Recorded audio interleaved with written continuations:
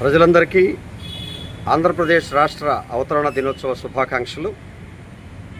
1956 November 1న ఆంధ్రప్రదేశ్గా అవతరించినటువంటి మన రాష్ట్రాన్ని ఏర్పడిన సందర్భంగా ఈరోజు మనందరం కూడా ఈ ఆంధ్రప్రదేశ్ రాష్ట్ర అవతరణకి పాటుపడినటువంటి ప్రాణాలు అర్పించినటువంటి అమరజీవి పొట్టి శ్రీరాములు వారిని మనందరం కూడా గుర్తు చేసుకోవాల్సినటువంటి అవసరం.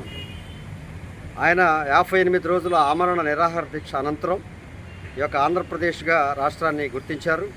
ఆ రోజున మనం ఆంధ్రప్రదేశ్ రాష్ట్రాన్ని అవతరణ దినోత్సవంగా గుర్తించారు.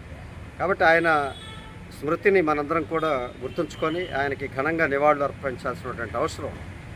మొదటగా ఉమ్మడి మద్రాసు రాష్ట్రం నుంచి ఆంధ్ర రాష్ట్రంగా 1953 అక్టోబర్ 1న ఏర్పడినటువంటి ఆంధ్ర రాష్ట్రం.